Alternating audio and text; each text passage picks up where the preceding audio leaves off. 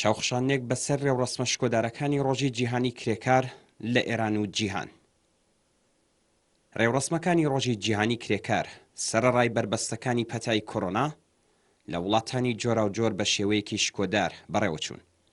ئەم ڕێوڕەسمانە یەکجار بەرین و بەربڵاو بوون، بەڵام لێرەدا تەنیا ئاماژە بە چەند خۆپیشاندانێک دەکەین. خۆپیشاندەران لە ئەیالەتی شیکاگۆ شوێنی لەدایکبوونی ڕۆژی کرێکار بە دروشمی بژی ڕۆژی ئەوەڵی مانگی مەی هاتنە سەر شەقامەکان و هەروەک خۆپیشاندەران لە باقی شارەکانی ئەمریکا خوازیاری هاتنە خوارەوەی ئاستی نابەرابەری ماڵی، زەمانەتکردنی ئەمنیەتی پیشەیی، دابینکردنی بیمە کۆمەڵایەتیەکان بە تایبەت بیمەی بێکاری، یارمەتیدانی کاریگەری دەوڵەت بۆ دابینکردنی دەرمانی هاوڵاتیان، خێرایی بەخشین بە واکسناسیۆنی دژە کۆڕۆنا، بەڕەسمی ناسینی مافی کرێکارانی کۆچبەر و ڕووخاندنی دیواری ترامپ لە سنووری مێکسیک، ڕاگررتنی توندوتیژی پۆلیس و خەبات لەگەڵ ڕەگەزپەرستی بوون. لە برلین پایتەختی ئەڵمان 300,000 هاوڵاتی تووڕە و ناڕازی دژ بە نابەرابەری کۆمەڵایەتی و بە وتنەوەی دروشم دژ بە ڕەگەزپەرستان و فاشیستەکان هاتنە سەر شەقامەکان و هێرشی هێزەکانی پۆلیسیان بۆ سەر ڕیزەکانی خۆیان پوچەڵ کردەوە. دەوڵەتی بورژوازی ئەڵمان 5600 پۆلیسی بۆ بەرەنگاربوونەوە لەگەڵ خۆپیشاندەران هێنایە مەیدان. ئەوان بە دەرفەتیان زانی وا 354 خۆپیشاندەریان دەست بەسەر کرد.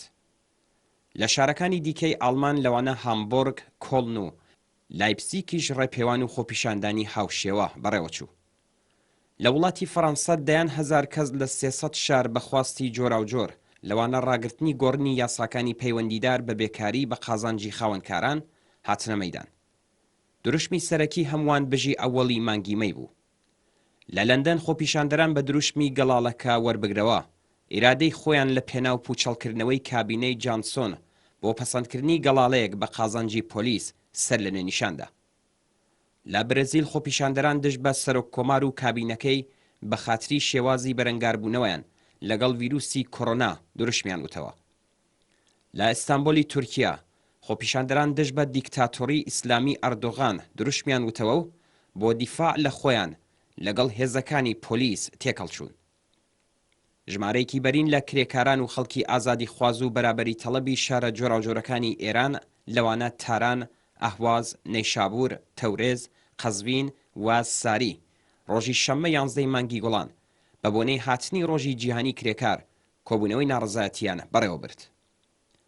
ناڕازیان لە ڕێگەی بەڕێوەبردنی ڕێپێوان و کۆبوونەوە لە شارەکانی شوێنی نیشتەجێبوونیان و هەروەها بەدەستەوەگرتنی پلاکارد بە ناوەڕۆکی وەک پیرۆز بێت ئەوەڵی مانگی مەی ڕۆژی جیهانی کرێکار و بڵاوکردنەوەی شیرنی و وتنەوەی سرودی شۆڕشتێڕانە ڕێزیان لەم ڕۆژە گرت. پێویستە بوترێک کە لە جریانی ئەم کۆبوونەوانەدا لانی کەم 30 کەس لەو ناڕازیانەی کە لە بەرامبەر وەزارەتی کار دەستیاندا بووە کۆبوونەوە دەست بەسەر کران. دەست بەسەرکراوان کاتژمێر 11 شەوی ڕۆژی شەممە پاش لێپرسینەوە ئازاد کران. جێگەی ئاماژەیە بەم دەست بەسەرکراوانە وتراوە کە لە ماوەی هەفتەی داهاتوودا پەیوەندیان لەگەڵ دەگرنەوە و لەوانەیە دووبارە بانگیان بکەنەوە. بەپێی هەواڵی گەشتوو ڕۆژی شەممە 11 مانگی گوڵان ژمارەیەک لە هەڵسووراوانی شارە جۆراوجۆرەکانی کوردستان بۆ چەندومین جار لە ماوەی ڕۆژانی ڕابردوودا ڕێزیان لە هاتنی ئەوەڵی مانگی مەی ڕۆژی جیهانی کرێکار گرت. لە شاری مریوان ڕێوڕەسمی ئەوەڵی مانگی مەی لە پارکی شانۆ لەلایەن ناوەندە کرێکاریەکان، ئەنجومەنی پیشەیی کرێکارانی بیناسازی، ئەنجومەنی خانەنشینکراوانی تامینی ئیجتیماعی، سەندیکای خەبازان، ئەنجومەنی پیشەیی معەلیمان و ناوەندی مەدەنی دیفاع لە منداڵانی کار و سەرشەقام بەڕێوەچوو. ئەم ڕێوڕەسمە بە خوێندنەوەی بڕیارنامەیەک لەلایەن ئارمان شوکری لە ئەندامانی ئەنجومەنی پیشەیی کرێکارانی بیناسازی و هەڵسوڕاوی کرێکاری دەستی پێکرد و بە بڵاوکردنەوەی شیرنی و چەپڵەی بەشداربووان کۆتایی پێهات. لە شاری سنە ڕێوڕەسمێک لە شارەکی سەنعەتی ژمارە 2 سنە بەڕێوەچوو. لەم ڕێوڕەسمەدا ڕۆژژمێری کرێکاری کە لەلایەن هەڵسووراوانی کرێکاری ئەم شارەوە ئامادەکرابوو لەناو کرێکاراندا بڵاوکرایەوە. هەروەها لە ڕێوڕەسمێکی دیکەدا ژمارەیەک لە چالاکانی ئەم شارە لە ڕێگەی بەدەستەوەگرتنی چەندین پلاکارد دەستیاندایە ڕێپێوان. پێویستە بوترێکە لە گەڕەکەکانی عەباس ئاوان نەبووەت و فەرەجەش ڕێوڕەسمی ڕۆژی جیهانی کرێکار بەڕێوەچوو.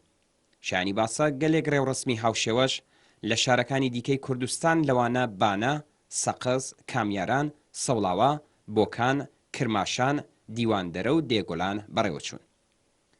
ڕۆژی جیهانی کرێکاری ئەم ساڵ لە جەرگەی بڵاوبوونەوەی جۆری نوێی ڤیروسی کۆڕۆنا و بێکاری بەرین و هەژاری بێسنوور داهات.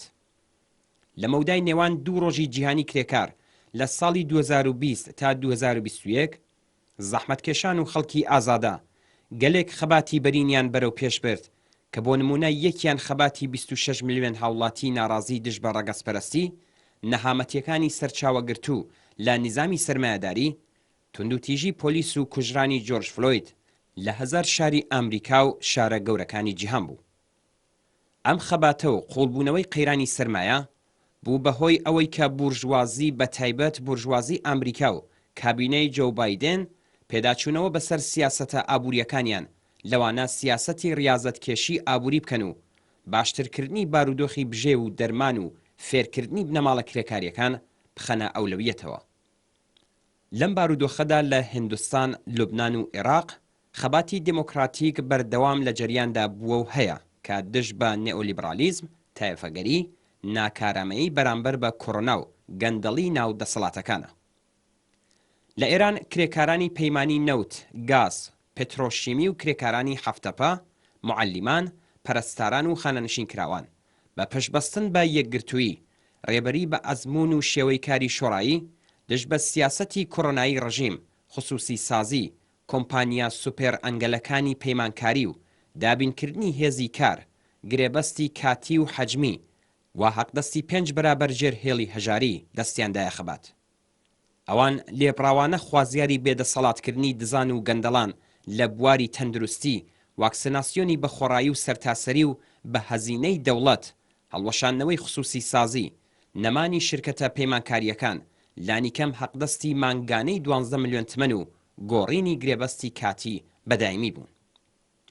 بەلەبەر چاوگرتنی قەیرانی سیاسی و ئابووری قوڵ لە وڵاتانی سەرمایەداری و بە تایبەت ئێران و بە سەرنجدان بەم خەباتە بەردەوامە، دەکرێ هیوادار بین کە چینی کرێکار لە ساڵی داهاتوودا و لەو نەبەردە چینایەتیەی کە بەڕێوەن ڕۆڵی ڕزگاری بەخشی خۆی کاریگەرتر بنوێنێ.